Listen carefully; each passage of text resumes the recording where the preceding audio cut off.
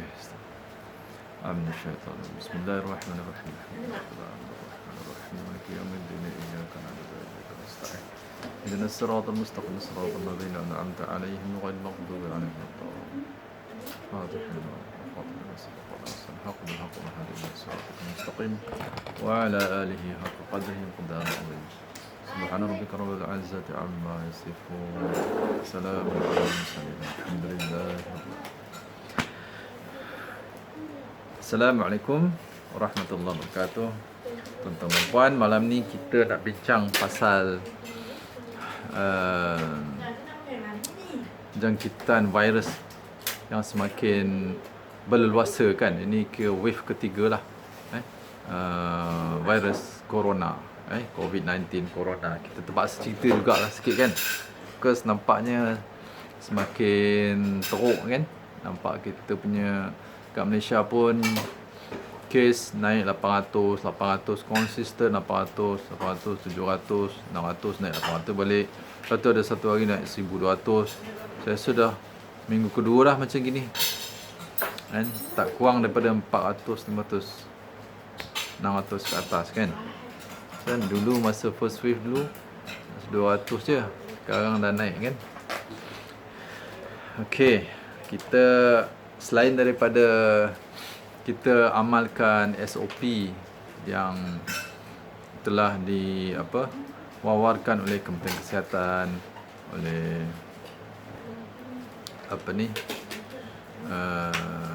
pihak berwajib lah SOP pakai mask, selalu basuh tangan dengan sabun kan.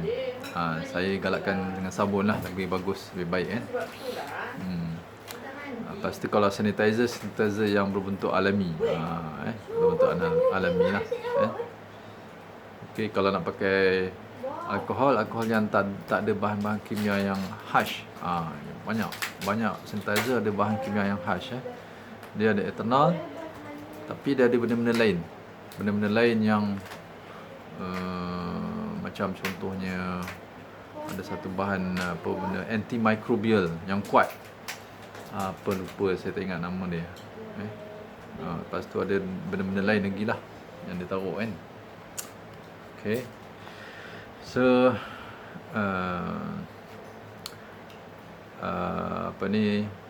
SOP tentang penjarakan sosial, penjarakan apa yang sekarang ni kan. Lepas tu macam-macam lah SOP kan.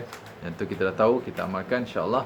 So apa yang saya nak cerita sekarang ni, malam ni, hanyalah sebagai tambahan, tapi sangat penting. Dia asas kepada tubuh kita yang sihat dan cergas, secara fizikal dan mental. Termasuk juga untuk menjadikan tubuh kita lebih robust. Robust maknanya lebih rintang, resisten kepada serangan jangkitan kuman, microbial infection, sama ada virus, bakteria, fungus, yeast, semualah kan. Jadi semua orang tahulah kita dari segi perubatan moden pun sistem imun kan. Perubatan alami, holistic, naturopathic medicine, herbal, ayurvedic, semua ada menceritakan tentang sistem imun yang kuat. Kita kena tingkatkan sistem imun tubuh kita. Dan doktor-doktor juga kan, sekarang Kementerian Kesihatan dah wawarkan supaya kita meningkatkan sistem kekebalan, sistem imun tubuh kita menentang virus dengan cara kita jalani kehidupan kita, harian kita dengan cara yang lebih sihat, yang lebih baik. Pertama dari segi pemakanan dengan diet kan. Yang kedua dari segi lifestyle kan. Tabiat-tabiat yang buruk kita buang, tabiat negatif kita buang, kita tukar pada tabiat yang lebih baik, lebih positif, lebih sihat kan, secara fizikal dan mental. Kemudian stress management, pengurusan stres kan. Bukanlah maknanya kita nak hidup secara stress free, kan, maknanya bebas stres. Tak ada orang dalam dunia ni bebas daripada tekanan emosi, tekanan mental, kan. Pelajar, tekanan belajar pembelajarannya, pelajaran sekolah rendah, sekolah menengah, sekolah di pendidikan universiti, kan, tertiary, semua ada tekanan yang tertentu. Bekerja di pejabat, bisnes, kan, semua ada stres, kan. Sebab kita nak sampai target kita, objektif kita, matlamat, setiap orang ada matlamat, kan. Ya, itu akan menyebabkan kita akan menghadapi stres, mengalami stres juga. Tapi stres yang tidaklah melebihi daripada tahap yang kita boleh uruskan secara sihat. Tidak melebihi itu. Jadi kita kena tingkatkan, threshold. Okey, threshold. Threshold stres kita setiap orang mungkin tak sama. Ada orang lebih tinggi, kan, dia boleh hadapi stres lebih tinggi, dia boleh uruskan. Ada orang lebih rendah, ada orang sederhana. Kalau budak-budak lagi rendah lah, kan. Okey. Tapi threshold stres ni yang kita nak hadapi, kita boleh tingkatkan, kan, dengan banyak cara lah, kan. Cara tabiat, tingkah laku dan juga pemakanan kita boleh tingkatkan threshold stres. Ya. Alright. Sebenarnya boleh, So, ni daripada pengalaman kami lah, insyaAllah.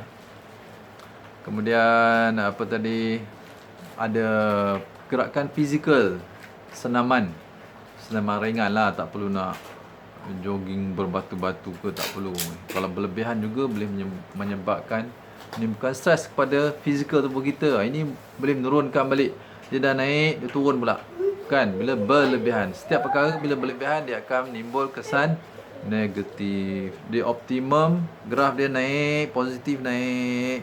Lepas tu dia optimum dan optimum maksimum, dia plateau, dia rata. Lepas tu terus lagi berlebihan, kan, daripada kemampuan kita, dia akan menurun negatif pula performance prestasi kita lah, fizikal dan mental, kan, apa-apa saja, kan. Tadi pemakanan, diet, tabiat kita, lifestyle kita, stress management, lepas tu fizikal, gerakan tubuh badan lah, exercise ni kita pergi jalan kaki pun exercise, kan. Kita pergi berbasikal, jalan kaki ke surau, ke kedai, kan, petang-petang, kan, brisk walk ataupun berlari-lari anak pun dah jadi. Kalau orang perempuan di rumah, kan, dia jemur pakaian pun jadi satu exercise, kan. Buat kerja-kerja rumah, menyapu, semua exercise. Semua tu ada gerakan fizikal. Jangan duduk je, kan, menghadap komputer, kan. Gitu. Alright, lepas tu kena cahaya matahari. Kita kena dedahkan kulit kita, yang putih melepak ke, yang gelap macam saya pun kena, kan, dedah expose kepada cahaya matahari. Cahaya matahari yang terik, sebab kita nak dapatkan full spectrum daripada pancaran sinar matahari. Dia ada radiasi UV, dia ada, rupanya ada macam-macam, UVA, UVB, UVC, UVC. Itu spektrum UV. Lepas tu spektrum infrared. Ini pun memberi manfaat kepada tubuh kita. Infrared ada yang near infrared, medium infrared, far infrared, macam-macam, kan. So, pertama kita kulit kita ada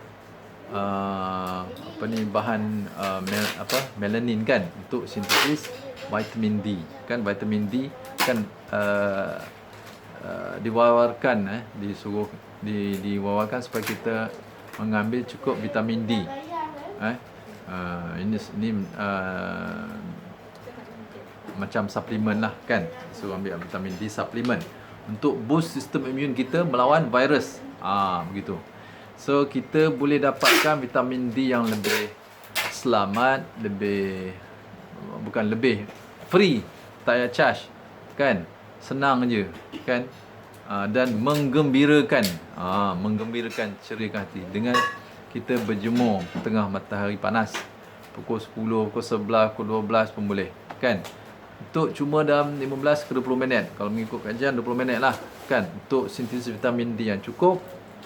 Dan juga satu lagi ni pun saya baru dapat tahu bahawa selain daripada manfaat vitamin D yang kita dapat daripada pancaran matahari terhadap kulit kita, secara direct, bukan ditutup dengan ni lah, dengan pakaian, tapi kaum perempuan kena tutup lah kan. So kemungkinan ada jugalah dia mesti ada pancaran yang boleh lepas kan. Tapi UV dia memang kalau bahan lapisan solid dia tak boleh lepas. UV, IR itu saya tak pastilah kan. Itu pandai-pandai lah kita macam mana kita nak dedahkan matahari. Mungkin ada dalam bangunan kita atau cermin tingkap, dedahkan sekejap untuk perempuan lah kan. Sebab dia aurat pula kan. Alright. Tapi sekurang-kurangnya muka kan, muka boleh kena tapi kalau pakai produk cuba dalam rumah lah, kena mana buka pintu tingkap cermin ke, ataupun ada tengah-tengah rumah tu ada space yang terdedah matahari kan. Buatlah cara yang berpatutan lah. So selain daripada sintesis vitamin D, sinaran matahari dapat meningkatkan, build up, membina easy water. Kita dah cakap kan 2-3 sesi yang lepas. Sebenarnya ada 4 sesi saya dah sentuh pasal easy water, structured water, hexagonal molecular water. Hexagon lah. Kalau kita cakap hexagon, orang dah tahu kan. Madu hexagon, sarang lebah tu pun hexagon. Apa lagi? Air zam-zam yang Jepun buat kajian air yang bila kita boleh membentuk struktur hexagon yang halus, kumpulan molekul air yang halus, hexagon kan. Alright. So yang bentuk molekul air hexagon ni yang paling halus, yang paling cepat, optimum untuk diserap ke dalam sel, masuk dalam sel, dalam tubuh kita untuk digunakan dalam aktiviti sel lah, kefungsian sel, metabolisme, biochemical pathway, enzim, protein punya function kan, protein folding, otot, saraf kan, jantung, semua memerlukan air yang bercas negatif. Air. Jadi easy water, structured water, hexagon water ni ialah air yang bercas negatif, ion negatif, OH minus kan. So air yang bercas negatif ni mempunyai sedikit nilai ampere ataupun dipanggil electrical. Kalau kita letak wire kan, ada sedikit bacaan pada arus elektrik ataupun voltan kan, dalam tahap milivolt. Beza upaya voltage dia. Yang mana bahagian yang easy, exclusive zone yang bercas negatif, dan ada bahagian air yang bercas positif. Kalau kita letakkan ni, kita boleh dapat bacaan arus elektrik, beza upaya elektrik. So ini sangat penting. Air yang bercas negatif, easy water ni, structured water ni sangat penting untuk kefungsian sel dan juga untuk pengangkutan sistem dalam plasma darah kita. Pengangkutan darah, nutrien dan oksigen ke sel-sel hujung-hujungan, ke otak semua, ke tisu kulit, ke perut, kan, organ-organ semua, mata. Jadi kita perlukan air yang bercas negatif, yang menjadi functional, air hidup, life water, cell water, biological water, functional water, semua merujuk kepada easy water, structured water, hexagonal molecular water. Hexagonal molecular water maksudnya bentuk air, bentuk molekul air hexagon. Alright. So air ini yang sangat fungsional, yang bermanfaat pada tubuh kita. Dan juga untuk menggerakkan cecair limfa, sistem limfa. Itu pun penting. Sistem pengangkutan darah kita, limfa, dan juga untuk fungsi air yang disrupt dalam sel untuk digunakan dalam proses metabolisme makanan kita lah. Dan juga dalam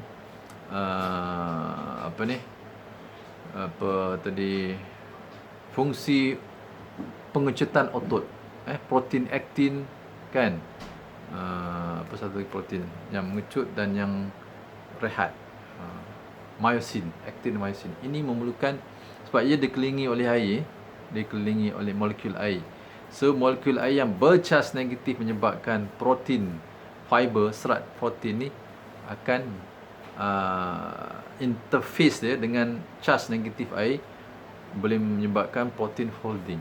Protein, fiber tadi, aktin tadi, dia boleh berfungsi.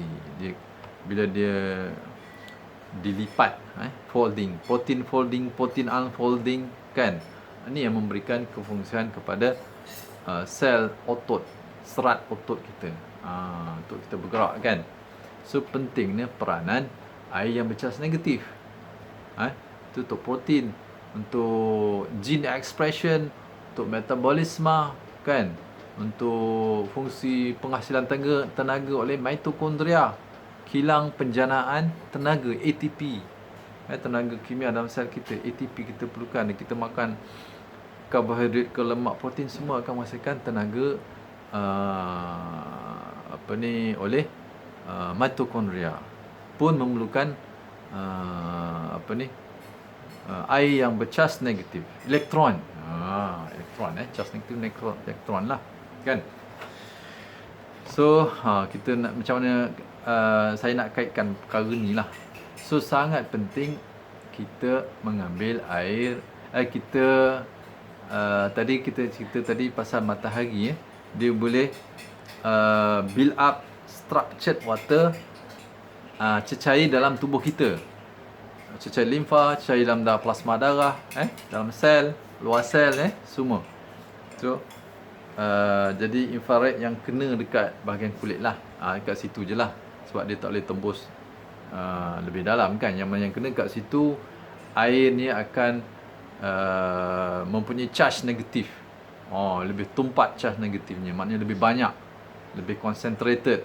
So, dia build up charge negatif, cecair yang kena infrared yang berjarak gelombang yang panjang, jauh, far infrared, daripada sinar matahari.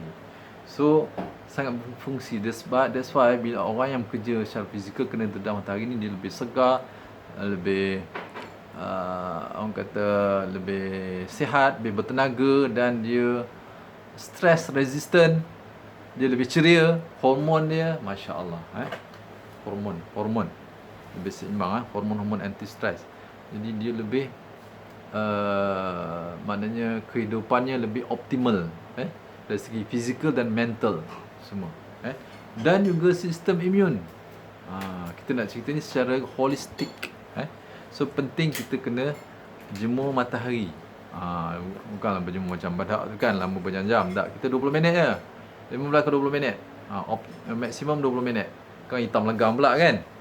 Takut penyakit kanser, berlebihan tak boleh juga kan. Begitu. So kenakan cahaya matahari pada kulit tubuh kita.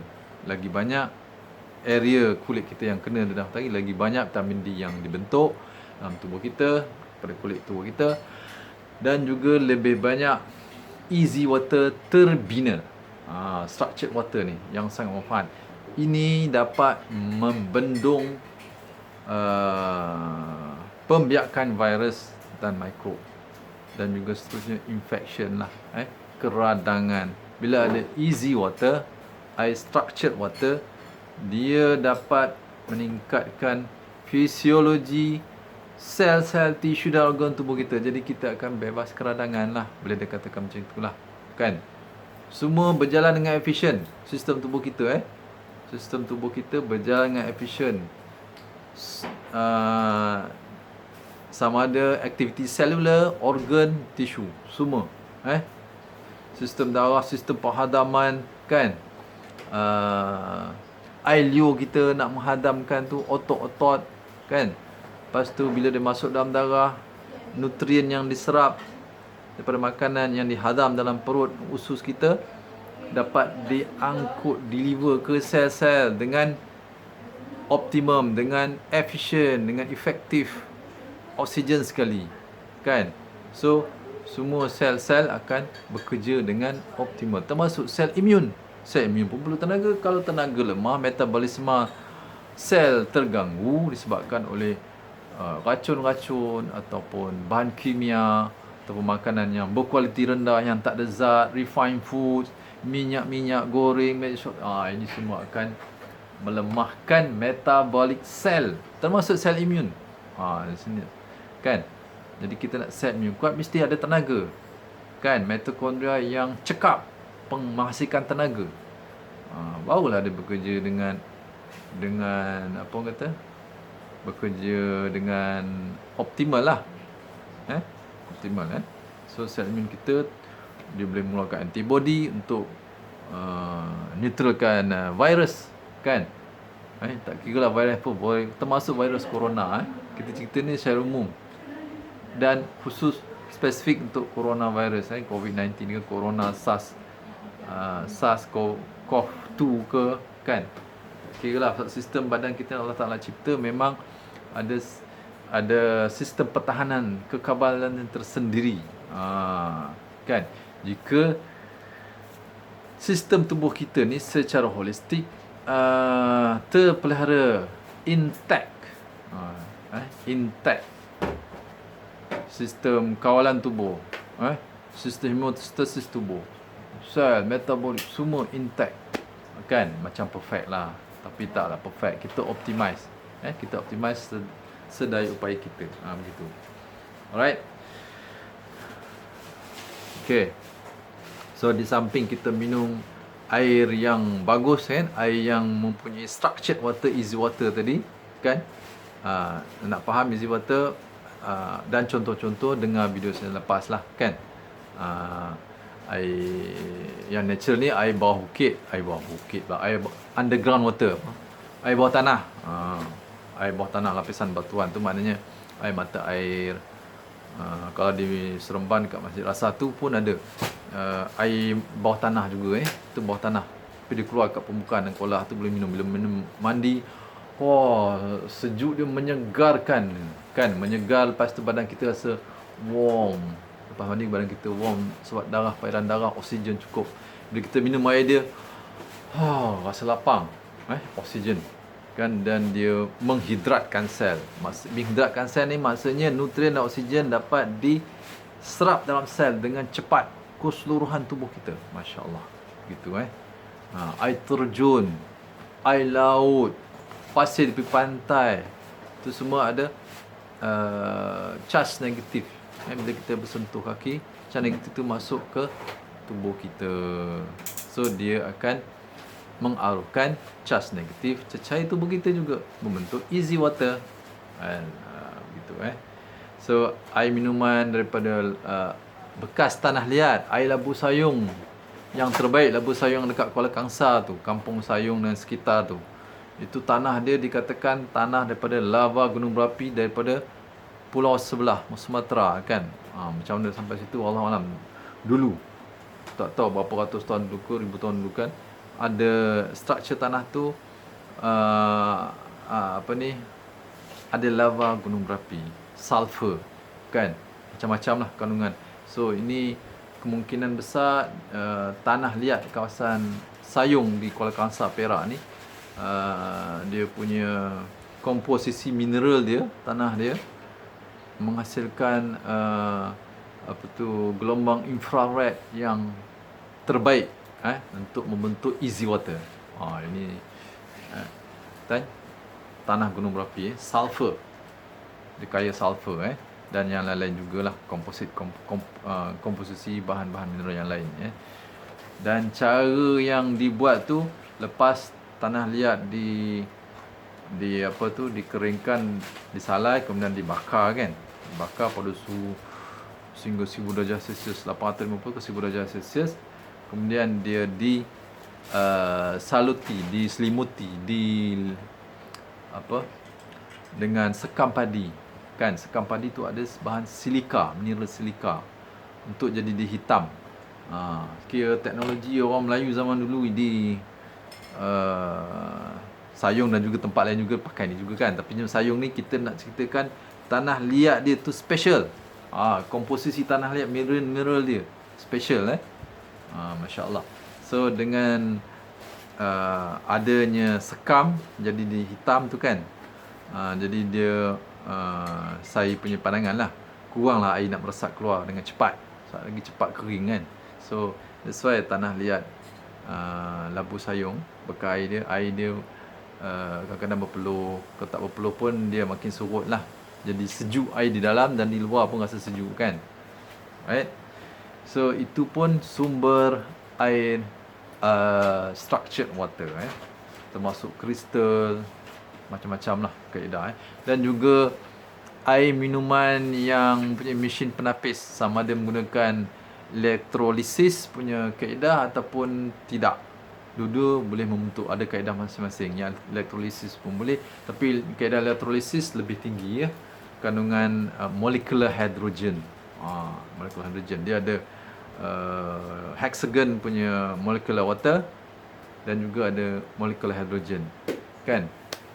Contoh kita bagi air penapis hijrah, dia tak ada elektrolisis tapi molecular hydrogen dia boleh tahan juga 0.9 hingga 1.2 part per million kan. And dia ada ORP minus 300 mV. Okey walaupun tak pakai elektrolisis lah kan. Macam brand-brand yang mahal, Kangen, itu Angkang pun tak ada elektrolisis dari Korea kan. Apa nama satu lagi saya lupa dah, VWA yang itu top in the world lah air penapis tu, tapi harga 6,000 lebih kot 6,000 lebih. Itu dia punya molecular hydrogen dia boleh claim minimum 1.6 ppm, tak rendah pada tu. Masya Allah So ini air yang bagus air mesin penapis yang bagus kan. Ataupun yang tak mampu beli tanah liat je lah, Labu Sayong murah. Macam saya beli Labu Sayong kan, tapis air biasa, penapis yang ada carbon filter yang boleh buang karat-karat, kotoran-kotoran, klorin, bahan kimia, bahan pencemar kan. Pasti termasuk air itu dalam Labu Sayong kan. Itu murah saya beli murah lah, tak sampai RM100, RM50 pun tak sampai murah sangat. So Alhamdulillah, ini semua yang membantu boost sistem imun dan fungsi sel tubuh kita, sistem imun juga sel-sel seluruh tubuh kita. Sebab sel-sel ni dalam tubuh kita dia networking, dia berkomunikasi, bukan dia berperanan, bergerak, beraktiviti secara solo. Tak, dia ada signaling, dia ada komunikasi kan. Termasuk juga sel imun. So kita punya cara ialah secara holistik untuk kesihatan, untuk mengelakkan jangkitan kuman, virus termasuk virus corona ni lah. Kita cakap secara spesifik, secara umum tapi masuk virus corona juga, insya-Allah kan. So pemakanan yang utama nak jaga kan. Biasa orang suruh jaga gula kan.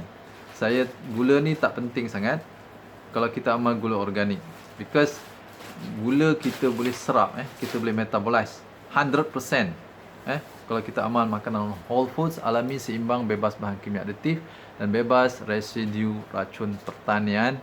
Masya Allah, semua makanan alami whole foods kita boleh guna, bila metabolize kita boleh kumuhkan bahan-bahan buangan dia, tak ada masalah. Yang masalah minyak, saya tekankan minyak makanan bergoreng, minyak masak, minyak refined, yang extremely refined highly refined vegetable oil for cooking oil, minyak masak tu lah Itu kita orang panggil RBD, Refined Bleached Deodorized Oil. Minyak-minyak begini tak bermanfaat, malah dia membebankan sistem tubuh kita.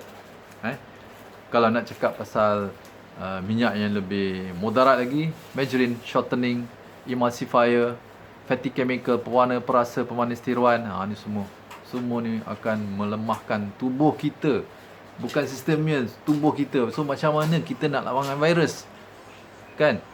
Kubu penting pertahanan tubuh kita dah, lapis pertama, kedua, ketiga, keempat semua dah lemah.